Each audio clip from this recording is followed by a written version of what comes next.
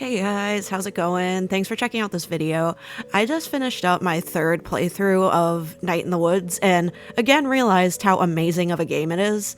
I decided to finally look into why there was never a sequel or even any other games from the same developers, and it turned out to be a rabbit hole that I found interesting enough to want to make a whole video about.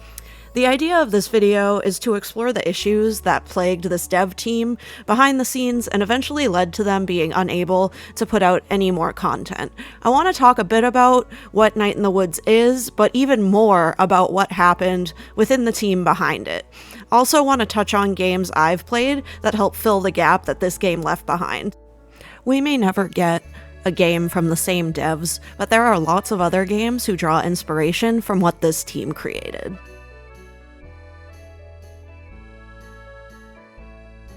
Now, I'm going to keep the overview section of this minimal because the primary purpose of this video is to talk about the dev team. Also, this game just has so much to it. I could spend way too much time going into everything. I highly recommend playing the game, or at the very least checking out some of the awesome video essays on it you can find throughout YouTube. Okay, let's get into that overview. Night in the Woods is a narrative-based story where the choices you make impact your gameplay experience. The real uniqueness in this game lies in its ability to be very different depending on how you play. I've played this 3 times over the years and each experience was unique from the other, which is what drew me back to wanting to replay and explore more of the world. In this game, you are playing as May. As it starts, you find out May has decided to return to our hometown of Possum Springs after dropping out of college. As you explore the town and May's connections there, complex storylines and characters reveal themselves, exploring themes of mental health, religion, community, abuse, small-town economics, friend and family relationships, and even ghosts and cults. There are also games within the game, including rhythm games where you play bass in May's band, and an RPG roguelike game installed on May's computer. The character writing, art style, music, and gameplay are all spot on and show a clear creative direction that has been admired since its release in 2017. Boasting exceptionally high ratings for a first release from a small indie studio, it holds a 9.5 out of 10 rating on Steam, along with an endless slew of poignant reviews from players talking about how the game impacted them and what it means to them. This shows this game is more important than just something to kill the time. It resonates with people the way great art should. Hell, it resonated enough with me to write a script and make a video about it.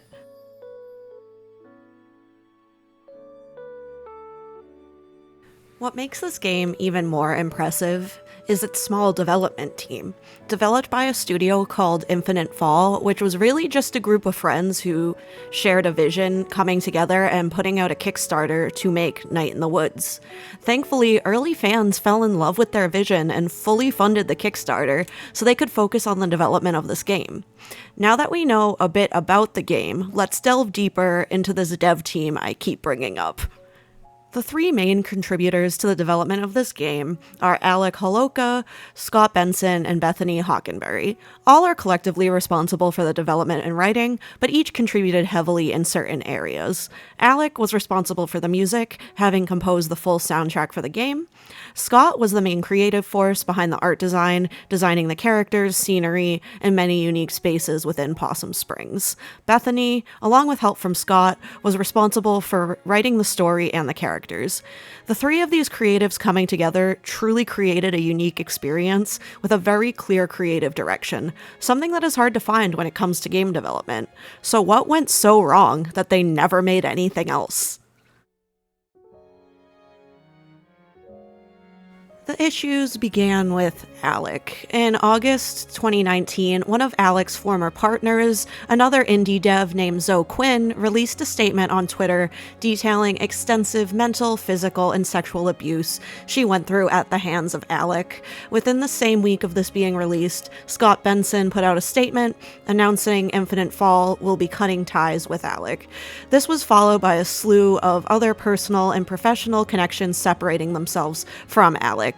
Then, on September 1st, Alec's sister Eileen announced he had passed away. Alec was a victim of abuse, and he also spent a lifetime battling mood and personality disorders. I will not pretend that he was not also responsible for causing harm, but deep down, he was a person who wanted only to offer people care and kindness. It took him a while to figure out how.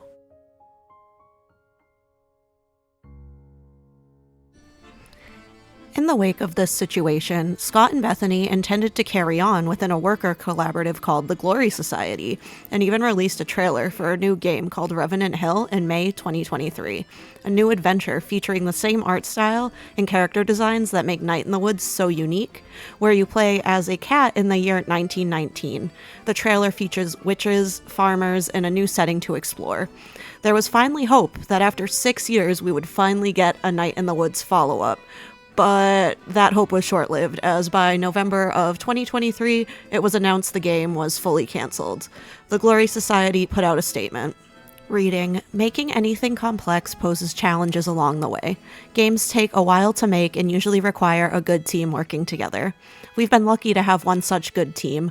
Unfortunately, recent serious health issues have necessitated 2 key members stepping away from the project indefinitely. We are a small team and we each wear multiple hats. This is a loss of several hard-to-replace hats in an environment where all hats are needed. Given the realities of schedules, budgets, and the fraught task of reworking the whole project within those parameters, the team has amicably decided to suspend operations. For all intents and purposes, this is the end of the development of Revenant Hill. We are a cooperative, and we make decisions as a group. For us, this was the clear path to take for the well-being of the team, which is frankly more important than games. In the future, after the dust is settled, perhaps we'll talk about what we've made and learned together. In the meantime, we want to thank everyone who worked with us, supported us, and believed in us.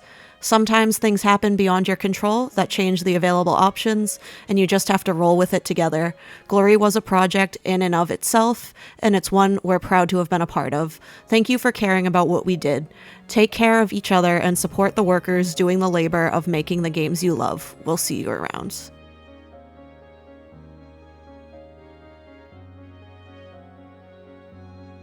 The health issues impacting one member of the team remain private. However, Scott Benson did come out to let the public know he stepped away due to developing heart failure and needing to prioritize his health, stating, "Over the past 12 months or so, I got very sick and it didn't go away.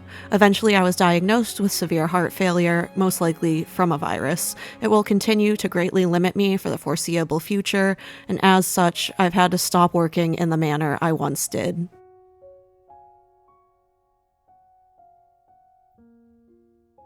There is something darkly poetic about how the same life difficulties and themes portrayed in Night in the Woods found their way into the real lives of the developers. A slew of unforeseen circumstances led to them being unable to continue, which is a huge loss for the indie gaming community. This whole situation makes me think of that cliche-ass Dr. Seuss quote what is it? Don't cry because it's over, smile that it happened. Yeah, that one hits home in regards to this whole situation.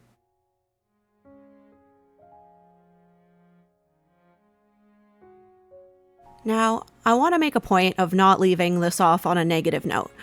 Instead, I want to talk about some amazing games that have come out after Night in the Woods that draw inspiration from it. Having played and loved all of these titles I'm about to talk to you about, I can say they definitely help fill the hole that Night in the Woods left behind. I'm going to talk about each briefly and how I think they pay homage to Night in the Woods. I hope you consider checking some out, or at least enjoy me talking about them. Let's leave our heavy hearts over the loss of a Night in the Woods successor behind us and face forward to some other awesome indie games.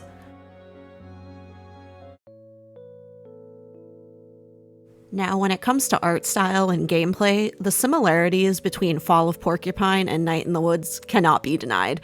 The cute animal humanoid characters, speech bubbles, fall weather, small town America setting, and overall game design are so similar that when I first found this game, I had to look up if it was the same developers. It's not, by the way.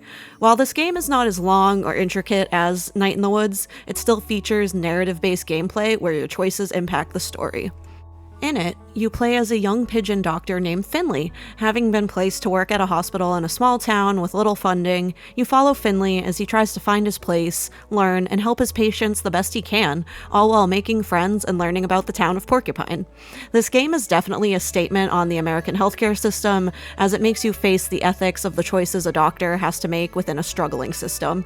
You uncover more about the inner workings of the hospital as you explore, even finding evidence of insurance schemes. And it's all up to you as the player to decide how to handle these issues. This being a love letter to Night in the Woods is undeniable. The poetic contrast of cute, silly characters being put into dark scenarios hits home again in this title. Anyone who has struggled with or worked in the healthcare industry can relate to the constant headaches and ethical dilemmas Finley faces throughout this story. This is the newest title I've played, having just came out this past month.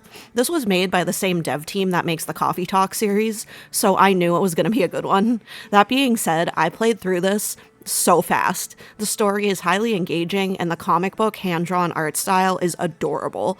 In this game, you play as a young, struggling musician named Rama. As the game begins, you find out that 1 year ago his girlfriend passed away. Rama has spent the last year ignoring his band, friends, and responsibilities, but now he is feeling that it is time to reconnect and start writing music again. But there's only one problem. You constantly hear your dead girlfriend in your head, and she is holding you back. The creative choice to have no voice acting in the game except for the girlfriend's voice in Rama's head is great. It really puts you in Rama's head as he is struggling with his loss while trying to move on and put his life back together. It also highlights how annoying having someone else's voice in your head would be. Toward the end of the game, I was so sick of hearing her and just wanted her to go away so Rama can stop focusing on listening to her and just live his life. This was undoubtedly the developers' intentions, and they nailed it. Similar to Night in the Woods, this is a narrative choice-based game where the choices you make determine outcomes as well as what parts of the game you see. I definitely have to play this game a few more times to explore everything. This title also has rhythm games as you practice guitar and play in your band with your friends. Sound familiar? Like I said, I still have a lot of exploring to do in this game, so I'll leave my analysis at this for now. I can't fairly give a big wrap-up on themes in the story until I've seen the whole thing.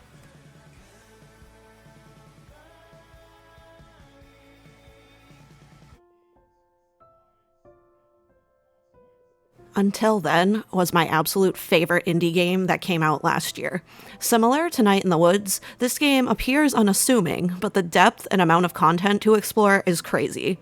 This is another narrative choice-based game with a distinctly beautiful 8-bit style. I was also super impressed with this being the first full-length game from a small Filipino developer. Big shoutouts to Polychroma Games. In Until Then, you play as the main character, Mark, and what starts out as a simple game about a teenage boy finding his way through school while managing relationships with his friends and family dramatically turns into a science fiction-inspired tale featuring time travel, multiple timelines, think Rick and Morty, and matters of life and death. I know, crazy. Themes explored include mental health, childhood abuse, poverty, death, and natural disasters, all with a heavy dose of Filipino culture. This is one title that is incredibly difficult to explain, so I won't. It's a piece of art that is very open for interpretation and urges the player to put the pieces together themselves, so I can't sit here and tell you how you will perceive this game and its story. You literally have to see and play it for yourself. I highly encourage anyone whose interest is piqued to play the game. It is well worth the $20 price tag and has a perfect 10 out of 10 rating on Steam, so go play it.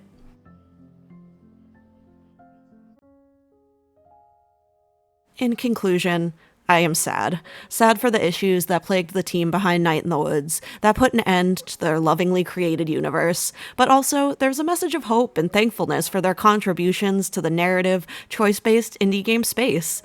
There will always be more indie devs from all over the world that will make poignant stories with beautiful art that make us feel things, good and bad. Night in the Woods has left its mark, as you can see its impact on new titles to this day. And hey, the best thing about Night in the Woods is how it hits differently each time you play it. Each time I played this game over the years, I was in very different places in my life, so it meant different things to me. It made me reflect on my own life in new ways that I needed at those times. So in a few months or years when I am different again, I can pick up this game and it will have new meaning.